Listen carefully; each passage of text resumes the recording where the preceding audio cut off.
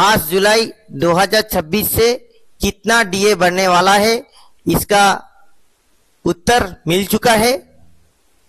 जो CPI IW है मई महीने का मई 2026 का, उसका नतीजा आ गया है। जो सीपीआई आईडब्ल्यू है मार्च महीने का, वो था 429.41% और अप्रैल महीने था 431.71%। जो सीपीआई आईडब्ल्यू मई 2026 को 434.3% हो गया, 434.3। तो एवरेज जो सीपीआई आईडब्ल्यू है 3 महीने का, वो 431.8%, 431.8 हो गया। अभी जो प्रेजेंट आईडीए चल रहा है वो 238.3% चल रहा है।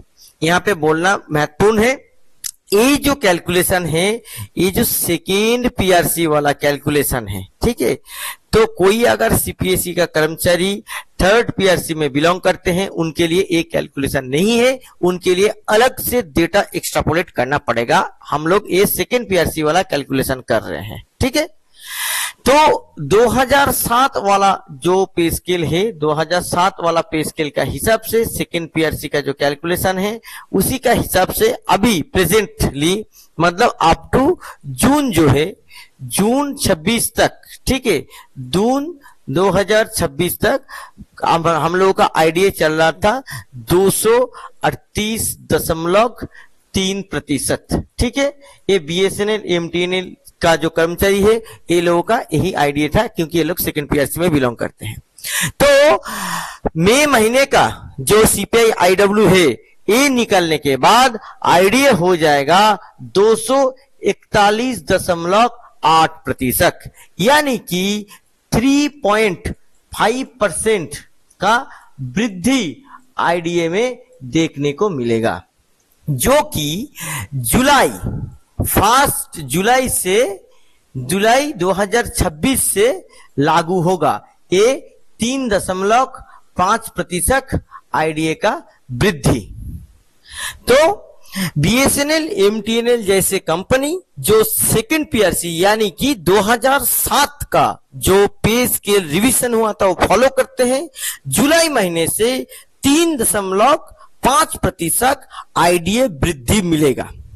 ये तो आपका हो गया कैलकुलेशन, मगर डॉट का कोई ऑर्डर नहीं आया है, क्योंकि डॉट का ऑर्डर तभी आएगा जब डीपी का ऑर्डर आएगा। डीपी का ऑर्डर जनरली 20 तारीख तक आता है, मगर पिछले कुछ क्वार्टर्स में हम लोग देखे हैं डीपी का ऑर्डर एक महीना 2 महीना बाद आया है। और पिछले दफा यानी कि जनवरी से मार्च तक का क्वार्टर के लिए एक अफोर्डेबिलिटी क्लॉज, एक फाइनेंशियल वायबिलिटी क्लॉज का एडिशन हुआ था, जिसके वजह से डीए मिलने में बहुत लेट हुआ।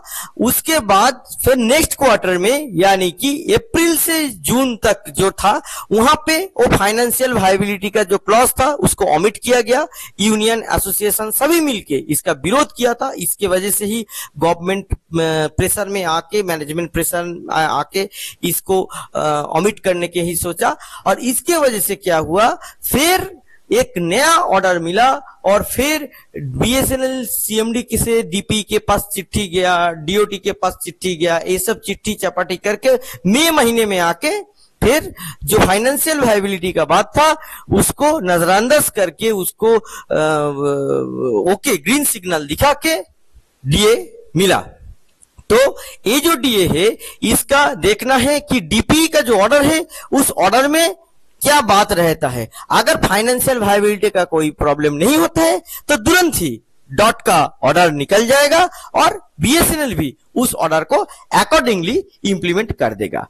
तो आशा करते हैं कि ऐसे फाइनेंशियल वायबिलिटी का क्लॉज डाल के बीएसएनएल और एमटीएनएल कर्मचारी जो लोगों को पीआरसी का सुविधा नहीं मिला है, थर्ड पीआरसी का सुविधा, वो लोगों का फाइनेंशियल कंडीशन और वर्सनिंग होने से बचाया जाएगा। तो इस वीडियो में बस इतना ही। नमस्कार।